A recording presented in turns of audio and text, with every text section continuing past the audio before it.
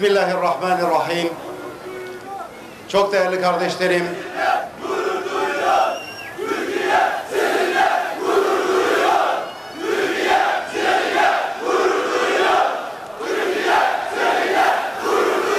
teşekkür ederim. Allah hepinizden razı olsun.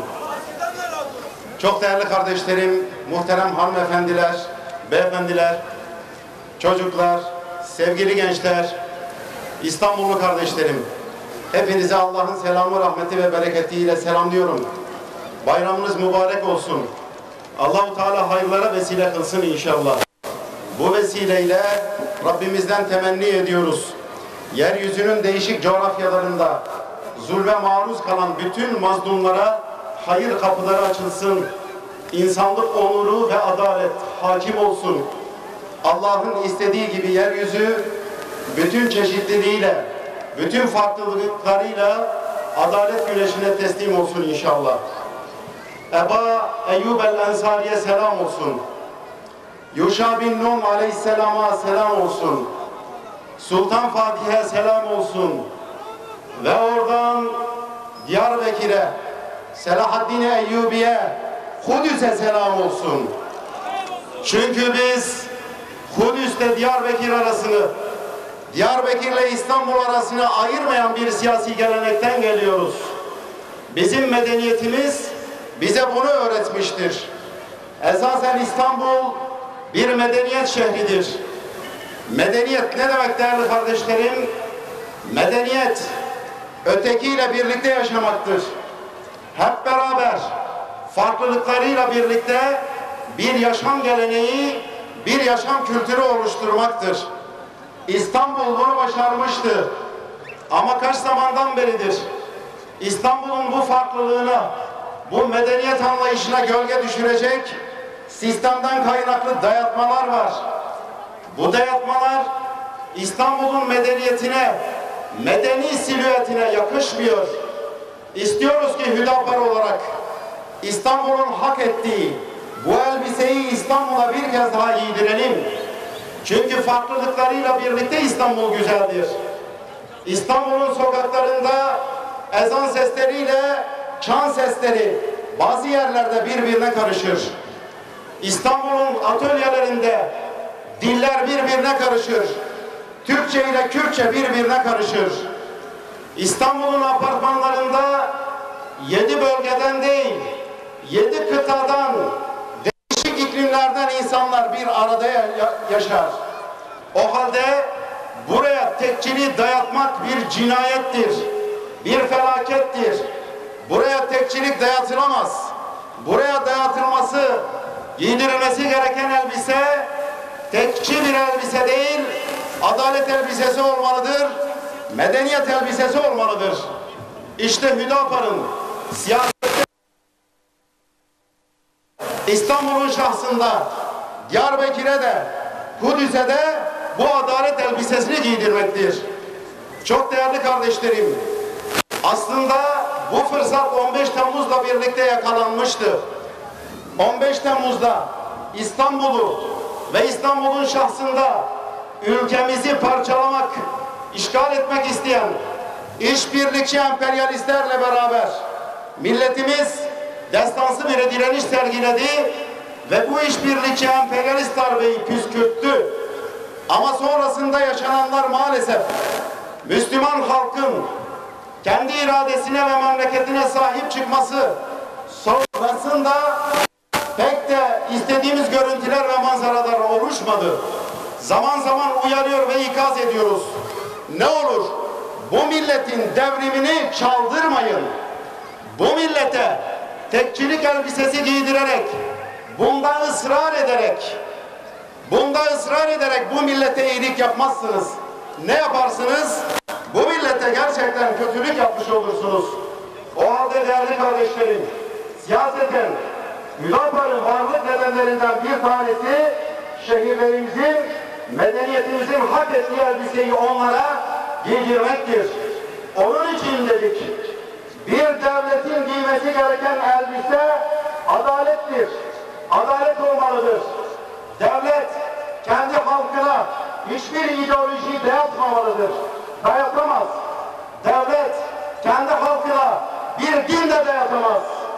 Devletin dini ancak ve ancak adalet olmalıdır.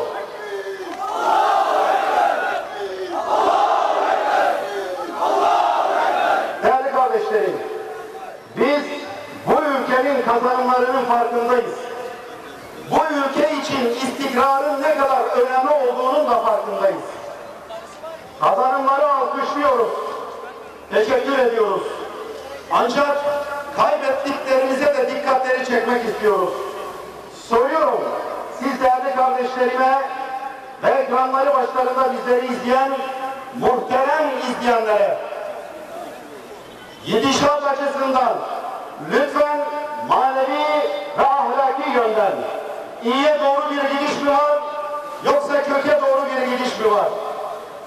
Suç ve suçluluk noktasında iyiye doğru bir gidiş mi var, yoksa köke doğru bir gidiş mi var?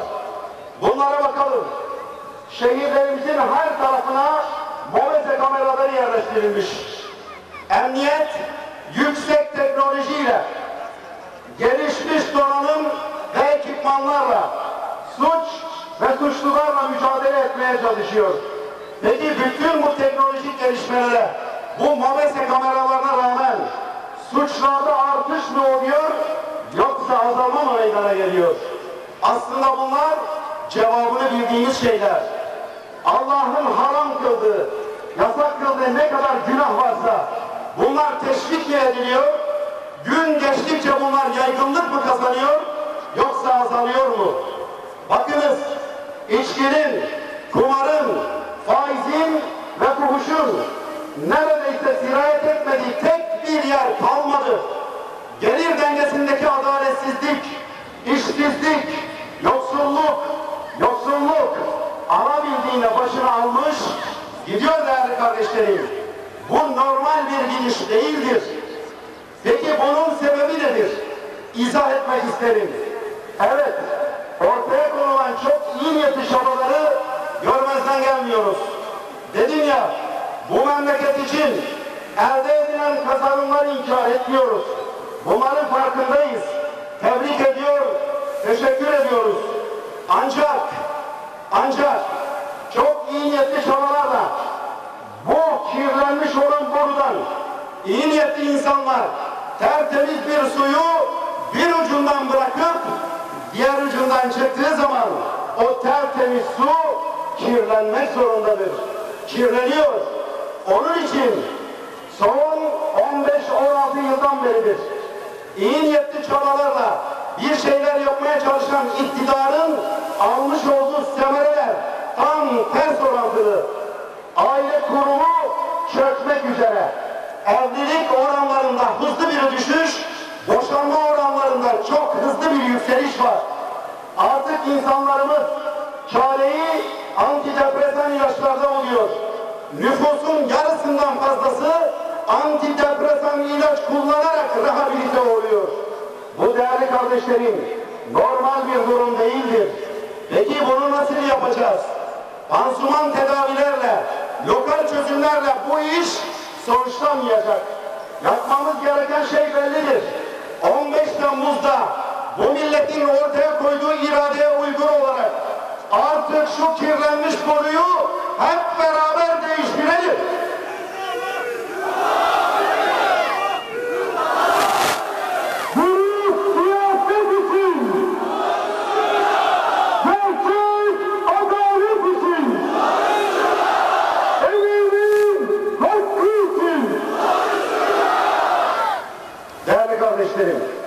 Kıymetli bacılarım, peki bunu yaparken nasıl yapacağız? Uzlaşarak yapacağız. Çatışarak değil, birbirimizi ötekileştirerek değil, birbirimize nefret dilini kullanarak değil. Evet, uzlaşacağız, başka çaremiz yoktur. Bakınız, aziz ve mübarek günleri idrak ediyoruz. Ne diyor Allah-u Teala? Bismillah, innemel mu'minûne ihvetun. فَاصْلِحُوا بَيْنَ أَخَوَيْكُمْ صَدَقَ اللّٰهُ الْعَظِيمُ. Müminler ancak kardeştirler. O halde kardeşlerinizin arasını düzeltin, ıslah edin. Hüdapar, yanlışlıklara dikkat çekerken, eksikliklere dikkat çekerken işte bu manevi dinamikleri esas alıyor. Çatışmayı bir kenara koyarak, ıslah edici olarak, uzlaşarak, birbirini ikna ederek, yanlışları dile getirirken hakaret etmeyerek, öfke ve nefret dilini kullanmadan nazik ve nezih bir üslup kullanarak bunu dile getiriyor. Bakın yüreğimiz yandı. Arefe günü Suruç'ta meydana gelen elim hadise bizleri derinden sarstı gerçekten. Bir insan olarak, bir Müslüman olarak, bu memleketin evladı olarak bizleri derinden üzdü. İşte Hüdapar olarak seçimler kararı alınır alınmaz, seçime girme yeterliliği bulunan bütün siyasi partilerden randevu talep ederken tam da bu olmasın diye bu randevu taleplerinde bulunmuştur. Onun için sizlerin aracılığıyla siyaset kurumunu ve sayın genel başkanları daha sorumlu bir dil kullanmaya, daha birleştirici, daha bütünleştirici bir söylem ve eylem geliştirmeye buradan davet ediyorum. Çünkü hiçbir siyasi kazanım insan hayatından daha değerli değildir. Siyasetin hedefi akan kanı durdurmak, kanın dökülmesine engel olmaktır. Onun için Hüdapar olarak diyoruz ki çatışmanın içerisinde bizim yerimiz yoktur. Çatışmacı bir üslubu, bir söylemi ve bir eylemi benimsemiyoruz. Daha büyük acıların yaşanmaması, daha can yakıcı, elim hadiselerin yaşanmaması adına herkesi biraz daha sorumlu hareket etmeye, farklılıkları hoşgörüyle karşılamaya, tahammül kültürünü biraz daha geliştirmeye davet ediyoruz. Değerli kardeşlerim, gelin diyoruz, devleti yeniden tanımlayalım. Hüdapar'ın siyasi manifestosunu hep beraber bu memleketin devlet anlayışına hakim kılalım. Hüdapar diyor ki devlet hiçbir şey dayatmasın, ideoloji dayatmasın, din dayatmasın, devletin dini adalet olsun. Peki devletin görevi nedir? İşte devletin görevini şu 5 esasta bir manifesto olarak İstanbul'dan sizlerin aracılığıyla bütün Türkiye, bütün insanlığa haykırmak istiyorum. Bizim için devlet, öznesi insan ve insanlık değerleri olacak. İnsan özne olacak, etkin olacak, etken olacak, fail olacak, edilgen olmayacak, nesne olmayacak, aktif bir iyi olacak, sorumluluk üstlenecek. Çünkü Cenab-ı Allah her bir insanı bir ihtiyacı gidermek, bir boşluğu doldurmak üzere yaratmıştır. Ey insan! Hüdapar adına sana sesleniyorum. Dinin, milletin, aidiyetin ne olursa olsun sen puzzle'ı, büyük insanlık mektebinin puzzle'ını tamamlayan bir parçasın. Sen boş yere yaratılmadın. Senin dinine bakmadan, diline bakmadan, aidiyetine bakmadan, milliyetine bakmadan seni merkeze arıyoruz. Elimizi uzatıyoruz. Yüreğimizi ve gönlümüzü açıyoruz. Çünkü sen Hüdapar'ın devlet tanımlamasında etkinsin, öznesin, failsin, aktif biri olacaksın. Sonra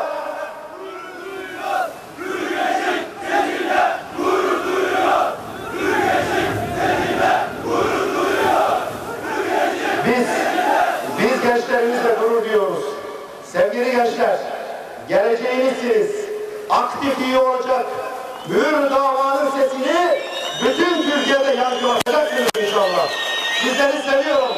Sizleri Allah'a emanet ediyorum inşallah. Değerli kardeşlerim, evet, öznesi insan ve insanlık değerleri olacak. Devlet, bütün inanç grupları ve farklı etkin kimlikleri yasal olarak tanıyacak. Hiçbirini ötekileştirmeyecek. Birini ön plana çıkarıp diğerlerine üvey evlat muamelesi yapmayacak. Bütün inançları ve bütün farklı etnik kimlikleri yasal olarak tanıyacak. 3.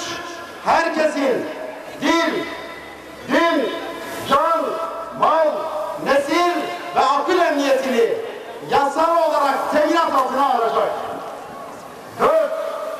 Hukukun üstünlüğünü adalet temelinde herkes için eşit bir şekilde uygulayacak.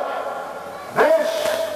Oligarşik bürokratik oligarşiye son vererek, çoğulculuğu ve katılımcılığı elde ederek hür ve adil bir sistemin temin ve tesisine çalışacaktır.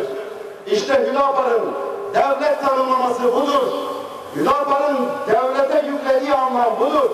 Böyle bir devletin oluşması bizim nezdimizde adalet devletinin kurulmasıdır. İnsanların dünyada cenneti yaşamasıdır. Meşiyet-i ilahiye, ilahi iradenin maksadı, amacı da budur. Bu amaç doğrultusunda Hüdapar siyaset yapıyor, siyasi anlayışını ortaya koyuyor inşallah. Hani şair diyor ya, bu Taksim'i kurt yakmaz, kuzulara şah olsa, yaşasın kefenimin kefili kara borsa diyor ya, aynen o ifade. Onun için gelir dengesinin mutlaka yeniden düzenlenmesi lazım. Refahın tabana yayılması için 1. Yolsuzlukla, 2. Rüşvetle, 3. Kamuda haddi hesabı olmayan israfla etkin bir şekilde mücadele edilmeli ve refah mutlaka tabana yayılmalıdır. Şu faiz denilen illete bakın. Bakın değerli kardeşlerim, hepimizin alın teri faize gidiyor. Size bir rakam vermek istiyorum. 2003 yılı ile 2017 yılı arasında ülkemizin faize verdiği para 764,7 milyar TL. Dikkat buyurun. 13 yılda faize verilen para 764,7 milyar. Peki 2018 ülke bütçesi ne kadar? Ülke bütçesi 762,8 milyar TL.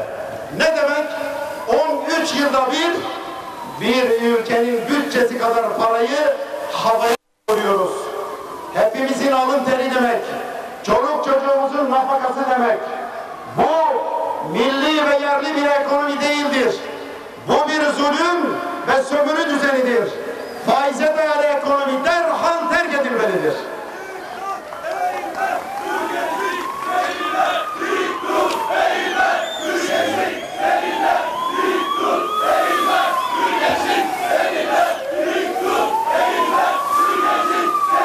Allah'ın izniyle eğilmeyeceğiz. Ancak başlarımızı rükuda ve secdede Cenab-ı Allah'ın önünde eğeceğiz. Onun dışında hiçbir halin önünde eğileceğiz inşallah. Değerli kardeşlerim, çok değerli kardeşlerim, muhterem bacılarım, sevgili gençler ve ekranları başlarında bizleri izleyen muhterem izleyenler. Ekonominin düzgün bir yere gelmesi için Hüdapar'ın çözüm önerilerinin mutlaka ama mutlaka gündeme gelmesi gerekiyor. Yardımcı olalım.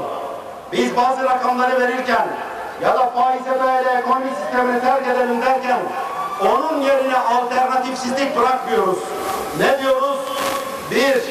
Faize dayalı ekonomi modelini terk ettiğin zaman yabancı sermayeye bel bağlama. Amerika, Fed'in, Merkez Bankası'nın alacağı bir kararla burada ekonomik deprem yaşama. Bize de bunu yaşatma. Dövizin dalgalı bir kur halinde, dalgalı bir seyir izlemesi beni etkilemesin. Biz dolara da faize de mahkum değiliz. Ne yapacağız? Üretime dayalı bir ekonomi modelini ortaya koyacağız. Üretime dayalı. Bunun için teşebbüs ve girişimciliği arttıracağız.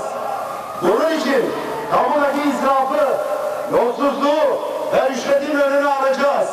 İğme politikasını mutlaka gözden geçireceğiz. Adalete ve hakkaniyete uygun hale getirecek partizanca tutumlardan, haksız kazanç sağlamalardan, suistimallerden ve istismarlardan uzaklaştıracağız. 2. Sınır ticaretini bir hale getireceğiz. Öyle bir coğrafyada yaratmış ki Cenab-ı Allah, elhamdülillah,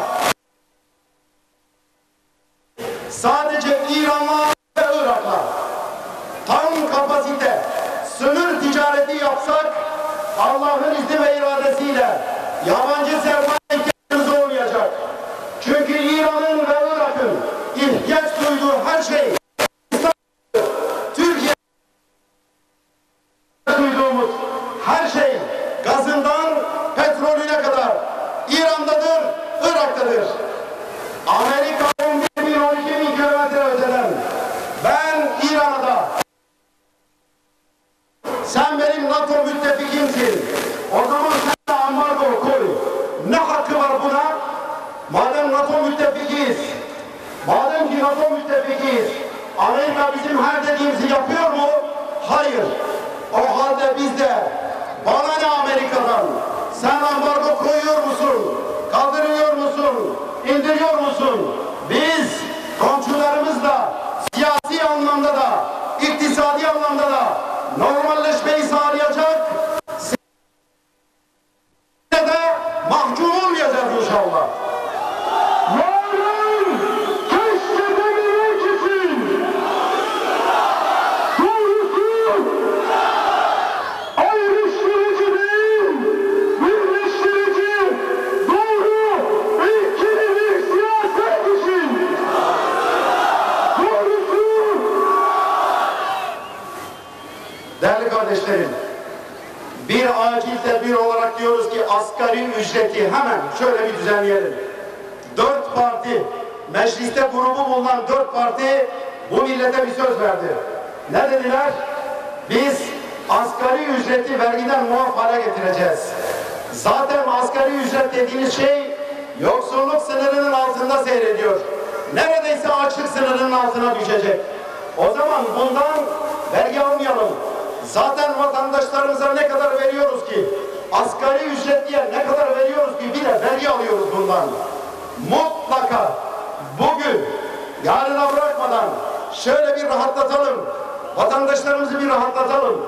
Asgari ücretliden vergi almayalım. Sonra ne yapalım?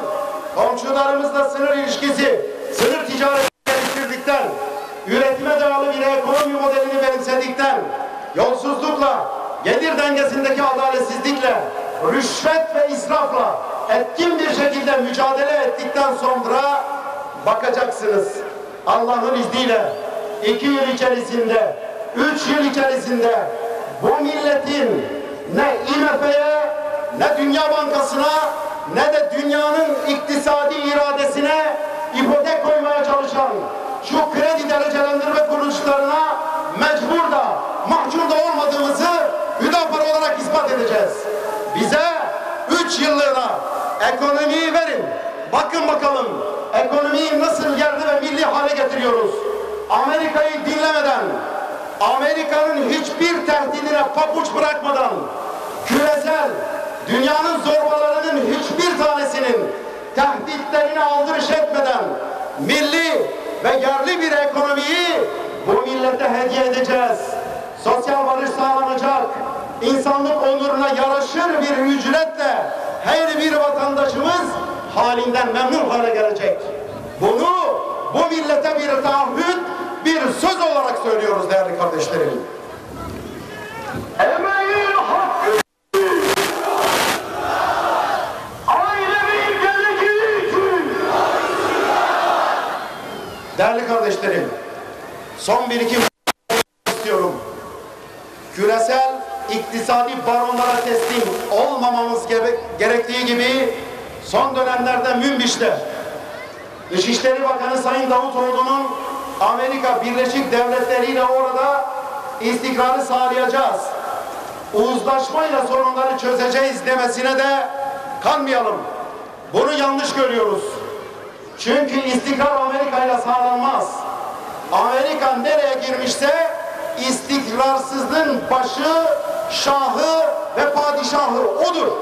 Bu milleti sil baştan, sanki 15 Temmuz yaşanmamış, sanki 15 Temmuz darbe girişiminin bütün planları İncirlik'te tezgahlanmamış gibi, bu millete hiçbir şey yaşatmamışlar gibi, hiçbir bedel ödetmemişler gibi, bu milletin evlatlarının üzerine bomba atan F-16 savaş uçaklarının yakıtlarını İncirlik'ten kalkan Amerikan uçakları ikmal etmemiş gibi göstermeyin. Amerika ile bir istikrar sağlanmaz. Amerika nereye girmişse haydutluk yapmıştır. Bizim için zafer, Hüdapar olarak açık ve net söylüyorum, Amerika'nın bu topraklardan def edildiği gün zaferdir. Dürüst siyaset için, keşke dememek için, gerçek adalet için. İnşallah. Değerli kardeşlerim, bu meseleyi Kudüs meselesinden bağımsız olarak da görmüyoruz. Kudüs, kendisini özgürlüğe kavuşturacak Selahaddinleri, Fatihleri bekliyor. Bu mümkündür. Bakınız, Amerika Birleşik Devletleri, Trump denilen küresel zorba,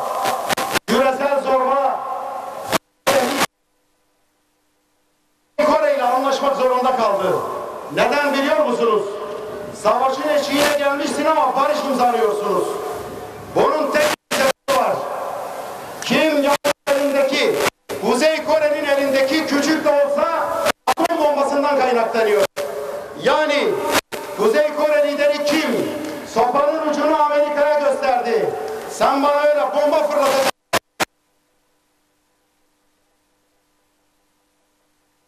Fırlatırım diyor. İşte Amerika'yı korkutan budur. Dünyanın süper güç olduğuna bakmayın. Canlarını çok severler. Sana atom bombasının ucunu gösterene, milletinin çelik iradesiyle, imandan kale gibi, sen de Osmanlı tokadını göster. Sen de sopanın ucunu göster. Bak nasıl adım atıyorlar. Siyonist terör rejiminin bütün dünyanın gözü önünde, kardeşlerimizi katletmesinin önünde engel teşkil etmek istiyorsak, evet, gücü kullanmanın zamanı gelmiştir. Bu milletin ordusu sadece bu sınırları korumak için değil, evet, Kudüs'ü korumak için, Mehmetçik diyorsak, Kudüs'e karşı olan borcunu yerine getirmek için de her an hazır olmalıdır. Dürüst siyaset için, yarın keşke dememek için. Buradan söz veriyorum. Hüdapar'ı iktidara gelirse ya da mecliste temsiliyeti sağlanırsa, Kudüs meselesi nasıl çözülmesi gerekiyorsa, Trump denilen küresel zorbayı Kuzey Kore lideri Kim nasıl ayağına getirdiyse, Allah'ın izni ve iradesiyle Siyonist terör rejiminin terörist kılıklı başbakanı ve cumhurbaşkanı arabuluculuk teklifinde bulunmak için Allah'ın izniyle yalvaracak. Çünkü bu milletin evlatları İstanbul'da Sultanahmet'i ne kadar seviyorsa, Süleymaniye'yi ne kadar seviyorsa, Kudüs'te Mescid-i Aksa'yı çok daha fazla seviyor. Ona karşı da sorumluluğumuz vardır.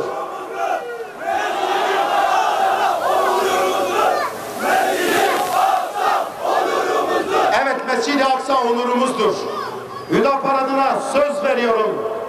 İktidara gelir ya da mecliste temsiliyetimiz sağlanırsa artık Kudüs'le ilgili devlet gücü olarak devletin bütün imkanları seferber edilecek, Siyonist terör rejiminin tanınmasından vazgeçilmesi dahil onların başkonsolos ya da büyükelçi kılıklı bütün teröristleri sınır dışı edilecektir. Dürüst siyaset için, gerçek adalet için.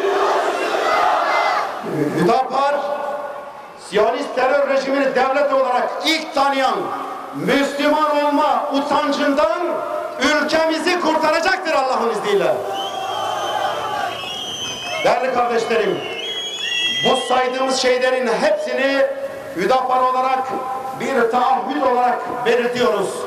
Allah'ın izniyle bunu başarabilecek bir imkana da bir imana da sahibiz. Hep beraber başaracağız. Bunu yapacağız inşallah. Bu devleti yeniden tanımlayacağız. biraz önce manifesto şeklinde okuduğum gibi hem iç politikada hem de dış politikada bu halka karşı, bu millete, bu memlekete ve ümmete karşı sorumluluklarımızı yerine getireceğiz inşallah. Bunu hep beraber başaracağız. Seçime az bir zaman kaldı. Değerli bacılarım, muhterem kardeşlerim, sevgili gençler, bizi yanlış tanıtmaya çalışan bütün insanlara inat, halkımızla buluşacağız. Milletin bağrından çıkmış, milli ve yerli bir hareket olan Hüdapar'ı çalmadık kapı bırakmadan köy köy, şehir şehir dolaşarak hür davamızı anlatalım. Çünkü milletimiz bizi tanıdığı zaman, bizi seviyor, ekranlardan bizi dinlediği zaman bize adeta aşık oluyor, bizi arıyor. Neredesiniz şimdiye kadar? Uzun zamandır bu sese ihtiyaç vardı. Neden şimdiye kadar ortaya çıkmadınız? Lütfen hür davanın bu sesini, bu nefesini, bu aziz millete ulaştırın lütfen. Hep beraber başaracağız bunu inşallah. Kardeşlik için, adalet için. Bu milleti Allah'ın izniyle sorunlarımızın adı ne olursa olsun Kopenhag'larda, Washington'da, Brüksel'de, Londra'da, hele kahrolasıca ve yere batasıca Tel Aviv'lere asla mahkum etmeyeceğiz. Bunu hep beraber başaracağız. Bu sefer milletimizle beraber Hüdapar diyeceğiz. Çünkü Hüdapar doğru karar. Kazanız mübarek olsun. Allah'ın selamı, rahmeti ve bereketi üzerinize olsun. Esselamu Aleyküm ve Rahmetullahi ve Berekatuhu.